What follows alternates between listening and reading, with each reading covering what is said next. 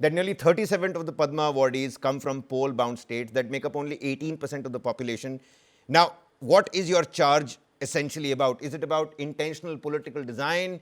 Do you believe the selection process itself is compromised? Because, let's pinpoint this accusation. That was a very vague accusation to look at. And we've done the number crunching ourselves here on the In Your Interest team. And it seems like it's pretty much the norm when it comes to the Padma awardees. So what is the Congress party actually miffed about? Good evening and a very happy Republic Day to everyone. Quickly, first of all, see, I mean, Ms. Manish ji was giving me a record of who they have awarded the Padma awards to. I'm not getting into this. It's a very clear point here. Praveen Chakravarti put out a tweet yesterday, this morning actually, where he pinpoints. He's a data person, Kabir. You have to understand this man is a data person. He does the data analytics of the Congress cell. And we are not talking about specifics here. We are not talking about who they have. The government today has selected to get the award. We are not talking about them. If we could, then I think Mr. Shoren, who comes from Jharkhand, should have got the Bharat Ratna. But anyways, coming to the specifics, he's pointed out a data. He said that for the last 5 years, he's noticed a trend. Leaving aside 2024, the poll-bound states, whenever the when the elections happen, the poll-bound states where the BJP is not in power, they seem to give more awards to the people there. So this is their way of trying to reach out to the people, trying to get their votes. That's one point out here. This is an observation. This is data supporting observation. There is no accusation, nothing. This is just a data point which we are discussing here. Second point, Mr. Karti Chidambaram has said a very simple point here. He said the BJP talks about having a one nation, one poll. When you're talking about one nation, one poll, which they haven't delivered, because you've seen after 2024 how the 4 states which were supposed to go to poll together, they did not poll together. Maharashtra polled later, and you had Jharkhand and Jammu and Kashmir polling together first. So when a country like ours, when the government, which has been in power for 11 years in governance, they talk about things and they don't walk the talk, then that's a point for the opposition to speak upon.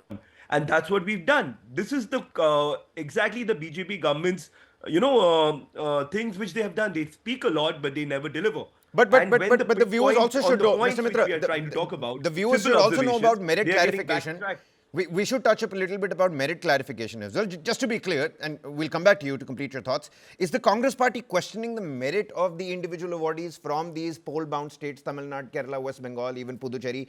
Or is your criticism about the timing of the awards? I'm trying to get to that point. Is it about the timing? Is it about the pattern?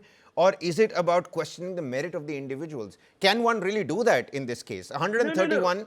No. A lot many coming from Maharashtra as well. You can start a controversy by going to specifics of individuals, right?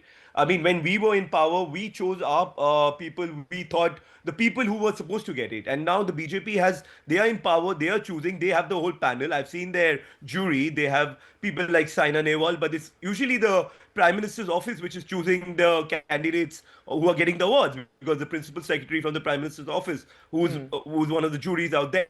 Let's not get into that, because then you open a Pandora's box.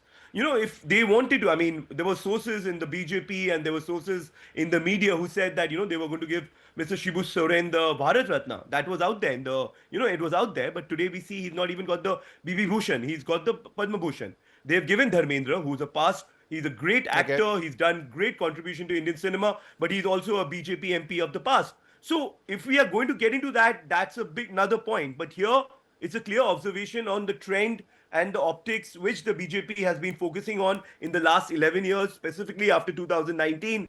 They tend to focus on the election going. I feel, Mr. Mitra, I feel again, and in my limited opinion, again, let's open that Pandora's box if need be, because specifications is what we really need to talk about. Selection firewall is something that we do need to talk about, but when we're talking about civilian awards coinciding with political intent, with political moments under previous governments, we've seen that happen. So what, in your view, makes this instance qualitatively different per se? Mr. Mitra. Sorry, I did not get the question. Can you repeat that once more? I'm saying civilian awards have coincided in the past as well with political moments, with political movements. How is this qualitatively different suddenly in the last 11 years? No, because I'll tell you, specifically after 2019, the BJP has focused on four states, the ones which they've never won. Three states, basically. You have Kerala, you have West Bengal, and you have Tamil Nadu. They have no vote share over there. They have really historically been very poor in these three Okay. states. Okay. And after 2019, their focus has come into these states. And if you see the numbers, if you see the specific numbers, I'm not denying that the people who have got the awards are worthy or not. That's not my point out here. But my point is, if you're going to give awards to the people in these states, you could have done the same proportionate of the people in Okay. 2023. All right. All Why right. All didn't you right, do Mr. it in Mitra. 2000?